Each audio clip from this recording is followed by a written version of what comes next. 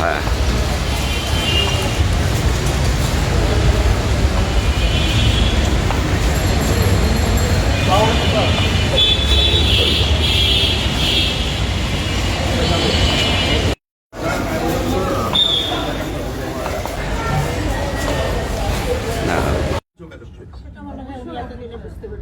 এইটা খুবই গুরুত্বপূর্ণ, এইটা রাখতে হবে আর কি, সময় লাগবে যেটা, কারণ সব ফাংশনগুলো আসতে অনেক ফিজিওথেরাপি দিতে অনেক কিছু করতে হবে। স্যার এই অপারেশনগুলো তো আমাদের এখানে ফ্রি করে নিয়ে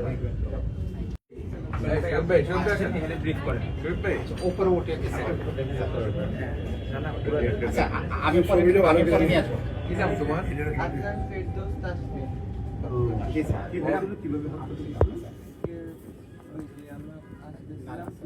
কয়েকজন ছেলেরা যারা ছিল আমাদের ডাকিয়ে জিজ্ঞেস করতেছিল যে কই থাকো তোরা, আমরা বুঝলাম ভাই আমরা এখানে থাকি,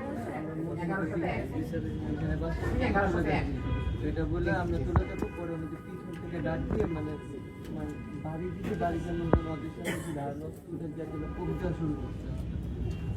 তো কোনোরকম ভাবে নিজের ফেস ভরার জন্য হাতটা উঠেছিলাম, এই হাতে কোপ করছে আর এই হাতে মানে ফেস বরাবর মারতে নিচ্ছিল। তো ওদেরকে দেখি যে মেন মিটিংই না ওদের, তাহলে কতজন ছিল? 15-20 জনের মতন হবে। তোমরা বলে আমরা 4 জন। জায়গাটা টঙ্গিতে বাসা টঙ্গিতে। কয় তারিখের কথা? 9 তারিখ স্যার এই পেশেন্টটা স্যার হলে যে বিকাল 5টার দিকে এই ঘটনাটা ঘটে, একদম এই বৃদ্ধাঙ্গলটা রেখে এই বরাবর সম্পূর্ণ করে যায় স্যার। তো এটা হলো যে ওনারা তো পেশেন্ট যেহেতু উঠেছে, ওটা যে পরে বিচ্ছিন্ন হয়ে পড়েছিল আলাদা, ওটাকে উঠে পায়, পরবর্তীতে ওটা পার্ট বাই আলাদাভাবে নিয়ে আসে। এর পরবর্তীতে আমাদের কাছে যখন পেশেন্ট আসে তখন হলো অলরেডি 11টা। নিয়ম হলো যে বই পড়তে বলে 6 থেকে 8 ঘন্টা ম্যাক্সিমাম টাইমে হলো এটা জোড়া লাগে, কিন্তু হলো যে এটা হলো এক্সেপশনাল যে আমরা হলো যে 21 ঘন্টা পরে এটা রিপ্লান্টেশন করেছি। এটা হলো বাংলাদেশের মধ্যে রেকর্ড তো বটে, এবং হলো বিশ্বের মধ্যেও আমরা কেস পেয়েছি একটা বা দুটো এরকম রিপোর্টেড কেস। তো আমাদের কাছে যখন আসে 11টায়, তখন হলো যে পেশেন্ট আসলে পালস, ব্লাড প্রেশার কিছু রেকর্ড করা যাচ্ছিল না, পেশেন্ট কোলাপস ছিল, এত রক্ত পড়ছে। তো তখন আমরা হাতের ব্যাপারে কোনো চিন্তা ভাবনা ছিল না, পেশেন্টের জাস্ট টিকানোর জন্য আমাদের ছিল। তারপর প্রজাপতিকে নিয়ে এই ব্লিডিং বন্ধ করি, আর সাথে blood transfusion, multiple blood transfusion. Patient যখন একটু স্টেবল হয় পরের দিন সকালে, তখন আমরা চিন্তা করি যে ঠিক আছে এটা ট্রাই করি আসলে। কারণ হলো যে লাগবে এই আশাটা ছিল না আসলে, কারণ বই পড়তে আমরা তো বই পড়তে করে অভ্যস্ত, তো ওই অনুযায়ী কাজ করি।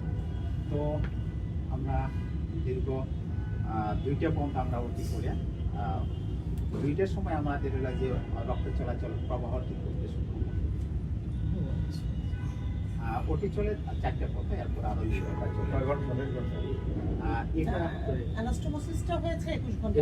আমরা অপারেশনের এটা করি যে যখন রক্ত প্রবাহটা সক্ষম হয়, যে ওটি দিয়ে তো নিউট্রিশন পায় ওই অংশটুকু, এটা আমরা চিন্তা করি যে যতক্ষণ পর্যন্ত হলো যে রিভাস্কুলারাইজেশন না হয়েছে ততক্ষণ পর্যন্ত আমরা এই টাইমটাকে বলি আমরা যে ইমপ্লান্টেশন টাইম নিয়ম হয়। এটা এরকম ড্রেসিং কি প্রতিদিনই করতে হবে?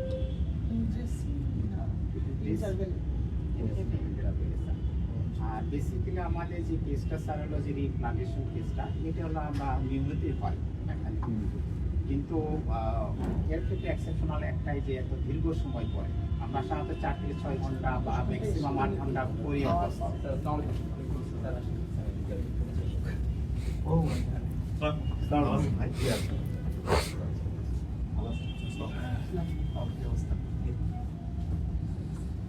ওটা শুনছিলাম যে একটা বড় সাকসেস আপনাদের। হ্যাঁ, আমাদের এখানে ওইটাই যে জিনিসটা যে বুঝছে অনেক, কিন্তু মানুষ জানে না,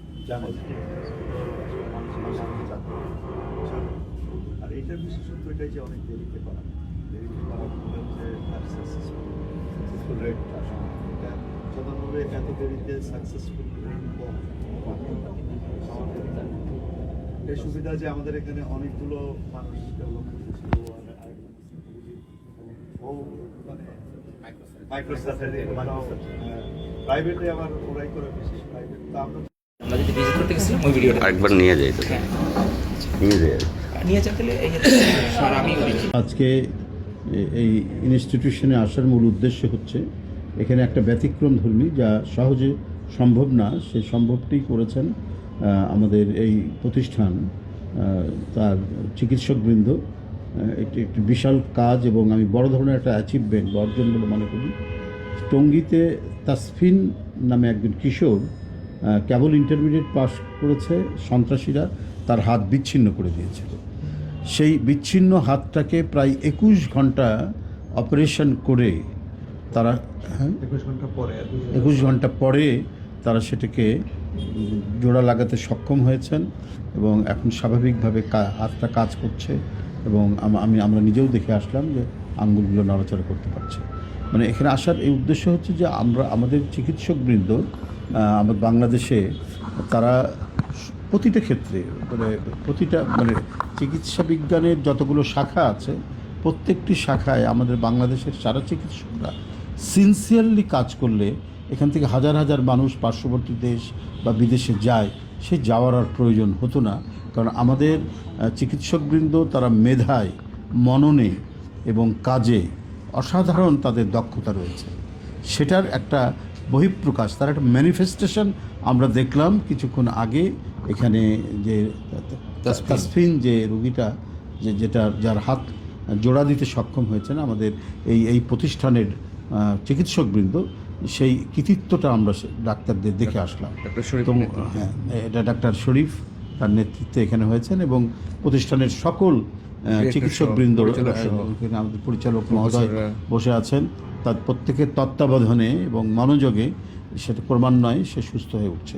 তো আমার মূল উদ্দেশ্য দেখা যে একটা বিষয় হলো যে আমাদের চিকিৎসকরাও কত বড় ধরনের কাজ করতে পারে সেটি একটি দেখা এবং অসুস্থ রুগীকে দেখা, বিচ্ছিন্ন হাত সেটা জোড়া লাগাতে সক্ষম হয়েছে সেটা আমরা চাক্ষুষ আমরা সেখানে দেখে আসলাম। ডাইরেক্টর সাহেব এখানে, আমাদের ম্যাডাম ছিলেন এবং যিনি মূল যে ডাক্তার শরীফ সে ছিলেন এবং তার সাথে যারা সহযোগিতা করেছেন সেই তরুণ চিকিৎসকবৃন্দরাও ছিলেন। তো সব মিলিয়ে আমি নিজেকে গর্ব অনুভব করছি যে আমরা এই বাংলাদেশের মানুষ, আমরা রিসোর্সে, সম্পদে, মেধায় কোনো দিক থেকে আমরা কম নই। শুধুমাত্র একটা পৃষ্ঠপোষকতা দরকার। আমাদের রাষ্ট্র যদি ঠিক প্রো পিপুল হয়, আমাদের রাষ্ট্র যদি সঠিকভাবে এটার যে পৌরোহিত্য করতে পারে, সঠিকভাবে যদি তত্ত্বাবধান করতে পারে, তাহলে আমরা পৃথিবীর মধ্যে একটা সমৃদ্ধশালী রাষ্ট্র, একটি আধুনিক রাষ্ট্র আমরা গড়ে তুলতে পারব। তার নমুনা আমরা এখানে আজকে দেখতে পেলাম কিছুটা। তো যাই হোক, আমি খুব দ্রুত তাসফিনের আরোগ্য কামনা করছি, দ্রুত সে সুস্থ হয়ে উঠুক এই কামনা করছি।